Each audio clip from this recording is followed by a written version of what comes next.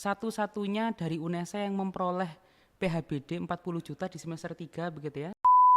Dan melanjutkan studi di mana Bapak mungkin? The University of Sydney. Wow. Sydney, Australia. Perkataan dari kepala desa yang saya ingat sampai hari ini begitu. Kami pernah merencanakan untuk membuat tempat wisata tapi gagal. Tapi kami tidak pernah berhenti berdoa. Mas Ahmad adalah jawaban dari doa-doa kami setiap hari begitu.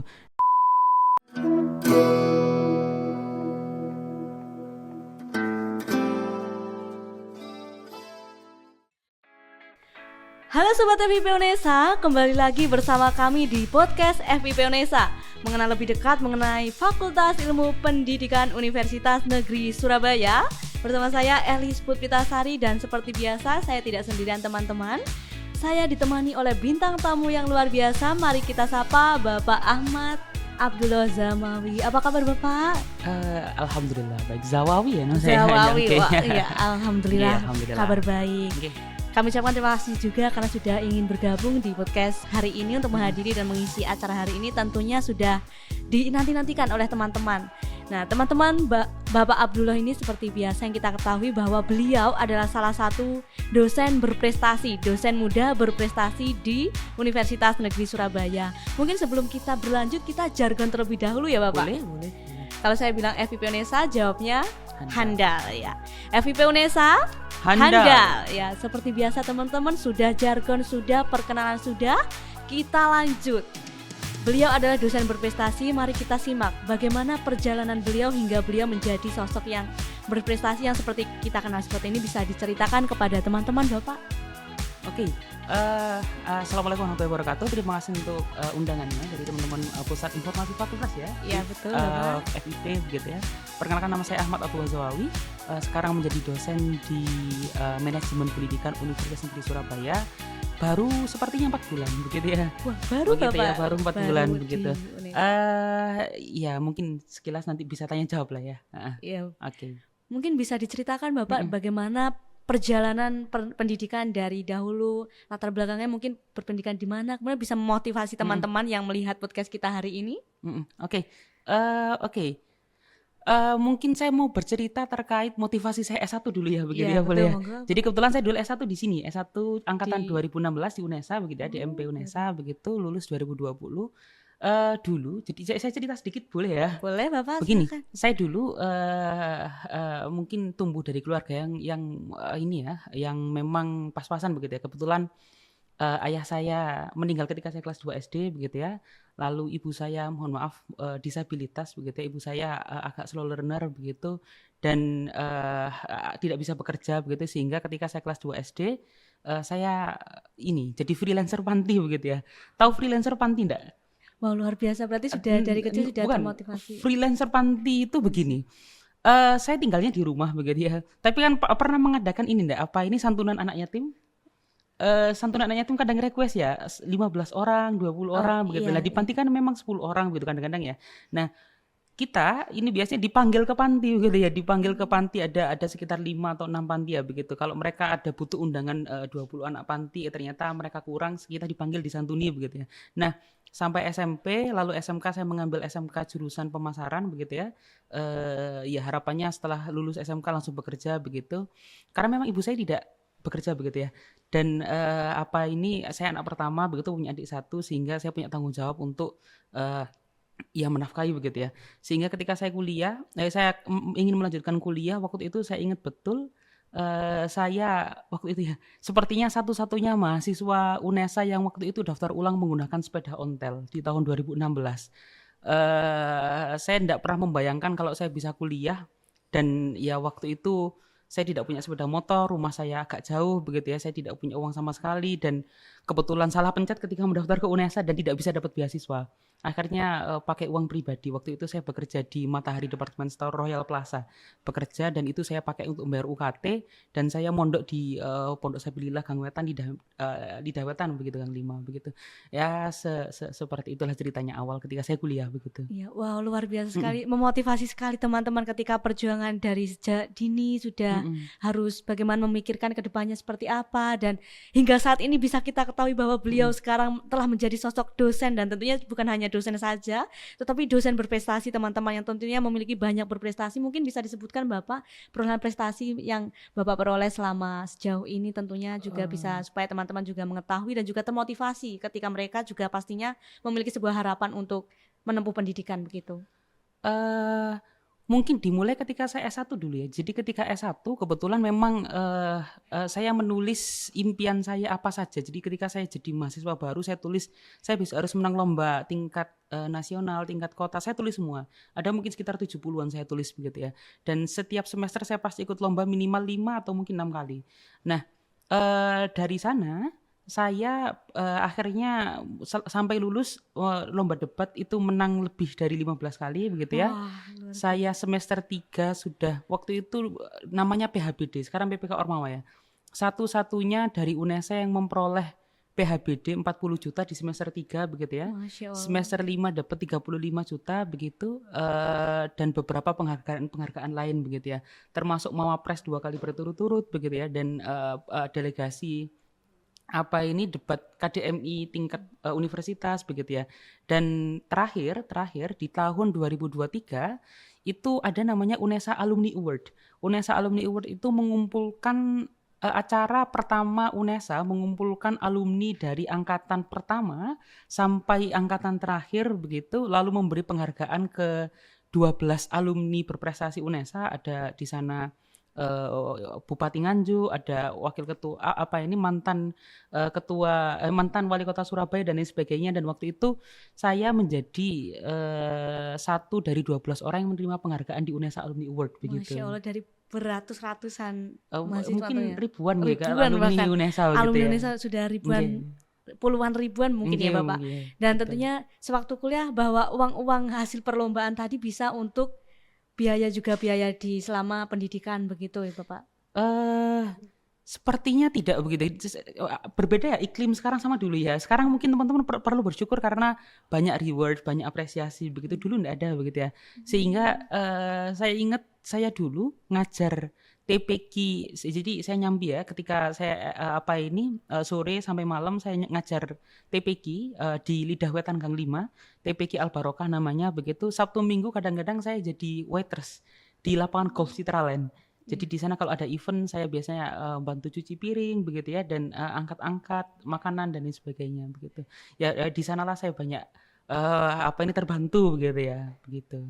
Jadi tentunya berkuliah sambil mencari pengalaman begitu ya, Begitu, pengalaman betul. juga, dan tentunya semua waktu digunakan semaksimal mungkin begitu. Betul. Untuk sejauh ini saya juga penasaran, tentunya Pak Ahmad sendiri ketika kuliah juga harus mengerjakan tugas yang pertama, yang kedua juga harus kerja freelance dan juga memanfaatkan waktu luang, dan di samping itu juga harus ikut event. Itu bagaimana cara meminimalisir juga membagi waktunya itu? Sepertinya menarik sekali begitu Bapak. Tentunya pada saat ini kita juga kebingungan bahwa tugas banyak, tapi kita harus bagaimana membaginya seperti itu. Saya enggak tahu ya. Saya juga kadang-kadang bingung karena begini. Saya bisa melewatinya, alhamdulillah begitu ya. Maksudnya sudah melewati fase itu. Saya membayangkan dulu, saya enggak tahu apakah teman-teman pernah mengalami hanya punya uang 20.000 dan bingung besok makan apa begitu ya. Saya pernah mengalaminya begitu ya. Benar-benar di dompet ada 20.000, besok bingung makan apa begitu. Apakah teman-teman ada mengalami tidak punya handphone begitu ya? Saya dulu tidak punya handphone awal maba begitu ya, hanya punya kartu. Saya ingat betul kalau teman-teman tahu Pak Haki dosen MP begitu, saking mengenaskannya saya dulu ya begitu ya. Pak Haki sampai memberi saya HP Asia tinut-tinut waktu itu ya. Saya dikasih HP begitu ya. Begini. Mungkin kuncinya adalah membagi waktu yang baik begitu ya, dan kita berbuat baik juga ke orang lain begitu. Saya enggak tahu dulu akhirnya saya dapat beasiswa bidik misi tapi di semester 4. Dan cerita untuk dapat beasiswa bidik misi itu cukup dramatis menurut saya begitu ya. Karena saya tidak pernah mengejarnya begitu, tapi dapat karena waktu itu ada teman saya satu kamar, dia punya utang, ayahnya punya utang 60 juta begitu ya.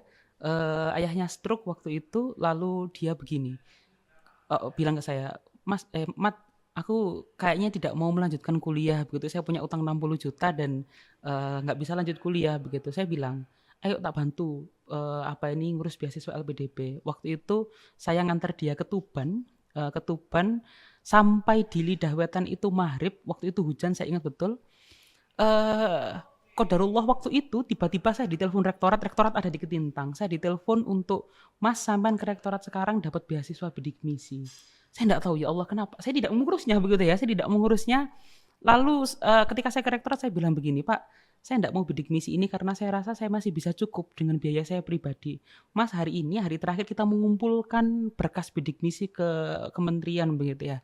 Saya bilang, "Kalau ada yang lebih layak mending orang lain," begitu. Lalu nggak ada, Mas, hari ini hari terakhir begitu. Ada teman saya Pak, satu orang yang layak begitu. Dia nggak bisa kuliah begitu. Lalu saya telepon dia, waktu itu jam 7 malam sepertinya. Dia ke rektorat ke Ketintang karena kita satu pondok ya di Lidah Wetan Gang 5. Ke rektorat, dia dapat bidik misi. Saya keluar rektorat dipanggil lagi sama pihak rektorat.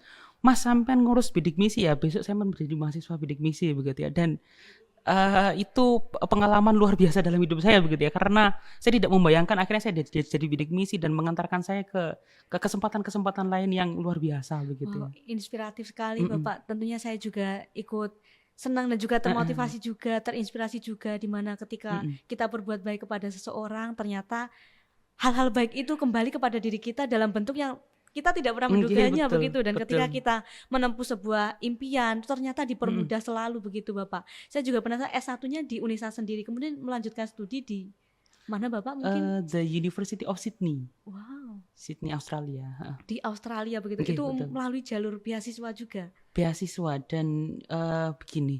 Beasiswanya itu jalur afirmasi alumni bidik misi.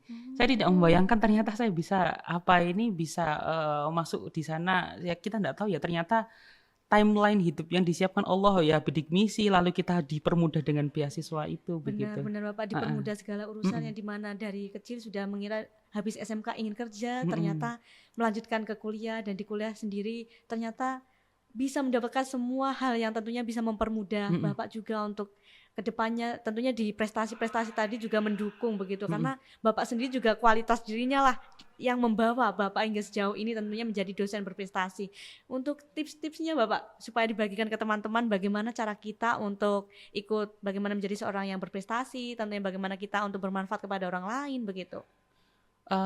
Begini ya, saya nggak tahu saya percaya bahwasanya untuk menjadi biasa-biasa saja bagi teman-teman yang bisa berkesempatan untuk menjadi luar biasa atau mungkin bisa berkarya dan lain sebagainya, itu saya mikirnya dulu ya adalah egois begitu ya.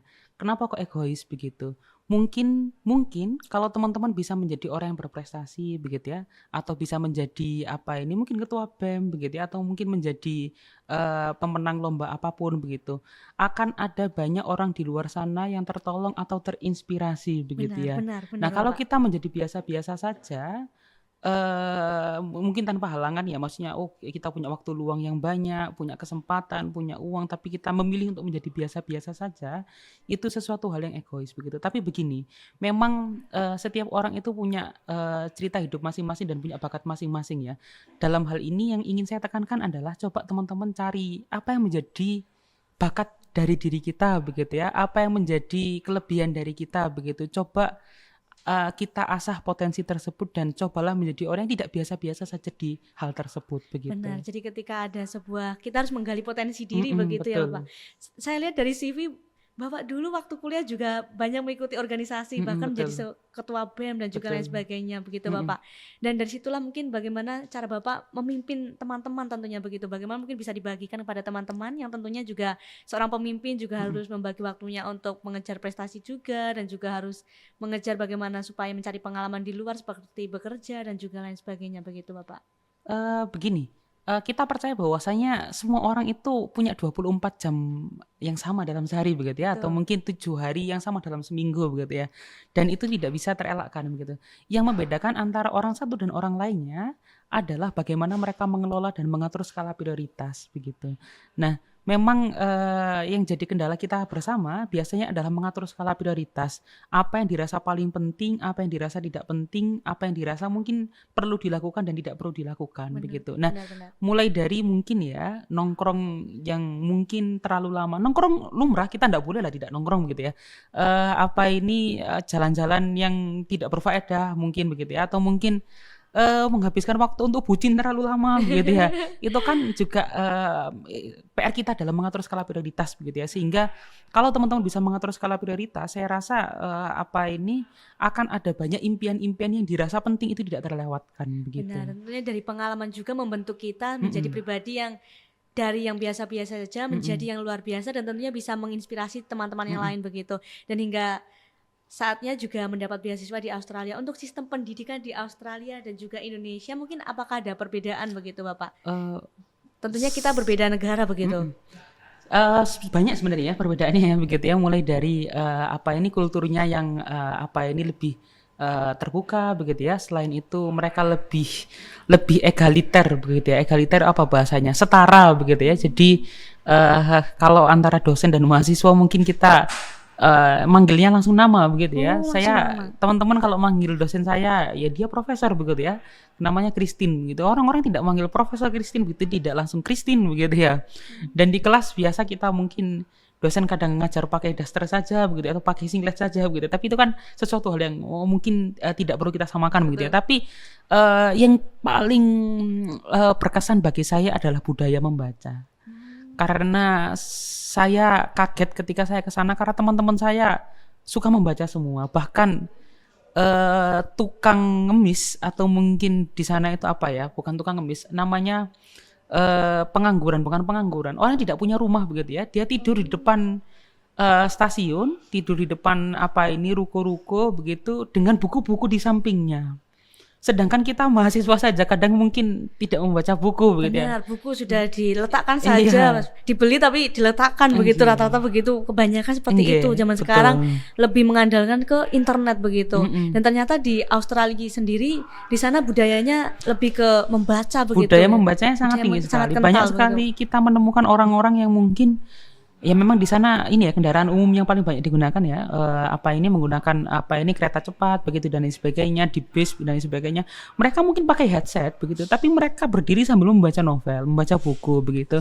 Yang itu sangat jarang kita temui di sini begitu ya. Benar sekali. Dan dari membaca itulah mereka juga bisa mengetahui segala hal begitu. Jadi di sana mungkin yang bisa kita contoh itu dari budaya membacanya begitu, budaya literasinya yang tinggi sehingga bisa diterapkan sendiri mungkin ketika kita bertemu juga di UNESA sendiri begitu ya Bapak. Wah, luar biasa. Mungkin dari hal-hal tersebut Bapak di sana mungkin pertama kali di Australia, tadinya kan budaya juga berbeda. Apakah ada tantangan-tantangan begitu Bapak ketika di sana pertama kali menginjakkan kaki di Australia begitu sebelum beradaptasi dengan teman-teman yang lain? Tantangannya di sana sebenarnya mungkin pertama musim begitu ya. Jadi kebetulan saya dulu diterima di 4 universitas begitu ya. Saya diterima di Glasgow University Inggris begitu ya. Saya diterima di Monash University Australia juga, Melbourne University Australia dan Sydney begitu ya. Tapi di antara 4 itu yang tidak terlalu dingin dan tidak bertemu salju, salah satunya adalah Sydney begitu. Nah, tidak bertemu salju saja, di musim dingin saya kedinginan begitu ya. Sangat dingin sekali begitu. Nah, itu tantangan pertamanya begitu ya. Tantangan keduanya adalah bahasa. Karena aksen Australia itu sangat sulit didengarkan begitu ya. Jadi ya itu kan tantangannya begitu. Yang perlahan-lahan begitu ya Bapak harus mulai beradaptasi. Bagaimana kita pertama kalinya pasti akan mendengarkan secara detail ini ngomong apa ini begitu. Betul. Tapi lama-lama ternyata mengarah ke sini dan kita secara alamiah bisa beradaptasi begitu. Betul. Selebihnya enggak ada sih karena saya punya banyak teman di sana begitu ya. Saya punya banyak komunitas begitu di sana begitu. Jadi saya juga ngajar TPQ juga di sana begitu ya di Australia begitu. Dan menurut saya di Australia atau di luar negeri itu cukup menyenangkan untuk kita lanjut studi begitu ya. Untuk jam pembelajaran juga apakah sama Bapak di Australia dan juga Indonesia mungkin? Kalau Indonesia kan waktunya sampai mungkin ada yang dari jam 7 sampai jam 6 juga per SKS kan ada 2 jam begitu. Kalau di Australia sistemnya bagaimana Bapak? Sepertinya hampir sama begitu ya. Cuman ada kelas malam kadang-kadang ya. Kadang saya dari jam 5 sore sampai jam 7 malam begitu ya, ada begitu. Pernah beberapa 2 SKS di jam tersebut gitu. Jadi menyesuaikan juga begitu. Berarti 11-12 begitu ya Bapak. Betul, mungkin bisa dibagikan kepada teman-teman Bapak bagaimana tips-tipsnya menjadi sosok yang mahasiswa merintis dari awal hingga akhir hingga menjadi sosok yang berprestasi, tentunya juga menginspirasi pada semua orang begitu Bapak. Bisa disampaikan kepada teman-teman? Oke, mungkin begini ya. Saya sedikit bercerita tentang mungkin PHBD namanya, sekarang mungkin PPK Ormawa namanya begitu. Saya dulu begini, teman-teman, kalau kita mencoba untuk berprestasi, mencari peluang sebanyak-banyaknya, atau mungkin mencoba untuk menjadi bermanfaat bagi orang lain, akan ada momen di mana kita merasa sangat nyaman dan juga damai atas apa yang kita capai. Salah satunya adalah ketika saya memenangkan PHBD begitu ya. Bukan karena nominalnya, mungkin nominalnya 40 juta, bukan karena satu-satunya dari UNESA yang dapat, bukan karena itu begitu. Tapi waktu itu saya membuat tempat wisata. Lalu tempat wisata itu bisa menjadi sumber penghasilan bagi 10 kepala keluarga begitu ya, karena ada 10 warung di sana. Lalu setelah itu bisa menjadi penghasilan bagi teman-teman tunawisma atau yang belum bekerja di kampung itu begitu ya. Dan ada satu perkataan dari kepala desa yang saya ingat sampai hari ini begitu. Jadi dia menyampaikan begini, kami pernah mencoba untuk membuat tempat wisata tapi gagal. Kami pernah merencanakan untuk membuat tempat wisata tapi gagal. Tapi kami tidak pernah berhenti berdoa. Mas Ahmad adalah jawaban dari doa-doa kami setiap hari begitu. Dan menurut saya itu momen yang menurut saya menggugah saya untuk bisa mencari peluang-peluang yang lain begitu ya, karena punya greget begitu iya ya. begitu kan, sebaik-baik manusia adalah yang bermanfaat bagi orang lain begitu ya, Bapak, begitu. Wow. Teman-teman bisa disimak juga yang dari awal bahwasanya beliau perjuangannya dari kecil sudah merintis bagaimana mempertahankan sebuah pendidikan dari awal hingga akhir. Tentunya juga menginspirasi kita semua bahwasanya ketika kita memiliki sebuah keinginan untuk mencapai cita-cita, alhamdulillah selalu dipermudah oleh Tuhan Yang Maha Esa. Dan tentunya ketika kita mencari sebuah ilmu, kita harus bagaimana cara kita untuk bermanfaat kepada orang lain begitu. Terima kasih banyak Bapak atas pengisian materi yang sangat luar biasa hari ini. Semoga sehat selalu dan semoga kita bisa bertemu di lain waktu. Bapak, mungkin kita bisa akhiri dengan jargon terlebih dahulu ya Bapak. Baik.